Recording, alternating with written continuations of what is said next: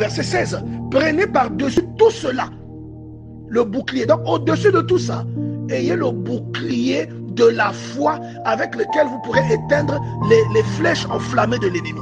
Le bouclier. Donc Dieu voit le bouclier, voit la foi comme un bouclier. Vous voyez le bouclier. À l'époque, il y avait des gens qu'on appelait les peuples de la Grèce, qu'on appelait les Spartiates. Ils avaient des grands boucliers. Donc, ils étaient quasiment invulnérables. L'ennemi les touchait difficilement. Maintenant, quand tu vois quelqu'un à côté de toi, toi tu te plains, mais lui ne se plaint jamais. Mais il vit les mêmes choses que toi. Il a un grand bouclier. Toi, tu as un petit bouclier.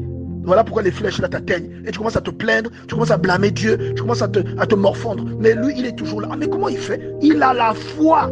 Et la foi là, c'est un bouclier. Ça le protège contre toutes les flèches qui viennent pour essayer de l'engloutir. Dans les soucis, dans les problèmes, dans les plaintes sans queue ni tête. Vous voyez? Alors que c'est un croyant qui se plaint beaucoup. Il a un petit bouclier. Sachez que dans la vie, il y a deux types de croyants. Il y a des croyants qui ont des grands boucliers et il y en a ceux qui ont des petits boucliers. Ils sont soumis au même problème. Mais il y en a un qui se plaint toujours et il y en a un autre qui ne se plaint jamais. Ça veut dire que celui qui ne se plaint jamais, il a un grand bouclier. Et les flèches là qui viennent pour qu'il se plaigne, les flèches enflammées, lui, il les barre avec son bouclier. Et il ne se plaint pas, malgré les choses qui ne marchent pas. Et l'autre qui se plaint, il a un petit bouclier. Parfois, il n'en a même pas. Vous voyez?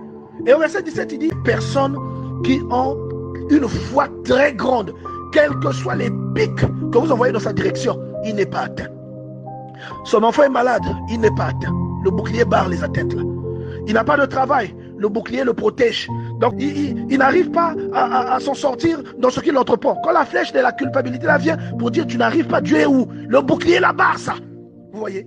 Le bouclier de la foi. Donc c'est un bouclier quand tu vois même une situation critique, mais toi tu crois, tu sais que ça va marcher. Pourquoi? Parce que la flèche de l'ennemi qui vient pour titiller ta culpabilité, pour te conduire vers le manque de foi, cette flèche là est barrée par ton bouclier à cause de la grande foi que tu as. Lorsque quelqu'un perd la foi, c'est une attaque du diable dans sa vie. Mais c'est le but principal du diable dans la vie d'une personne.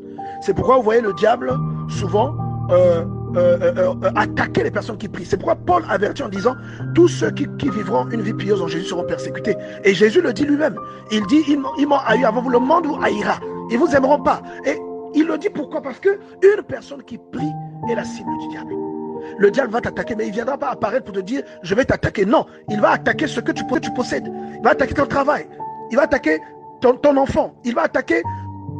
Parfois, excusez-moi, tu as une entreprise qui ne fonctionne plus bien. Parfois, c'est la voiture qui tombe en panne pour que tu te plaignes et pour que ta foi soit touchée, pour que ta foi soit neutralisée. Vous voyez? Et donc, quand vous voyez, la foi, c'est la protection principale du croyant. C'est grâce à la foi que les pièges du diable vont se limiter là, c'est-à-dire à un certain niveau.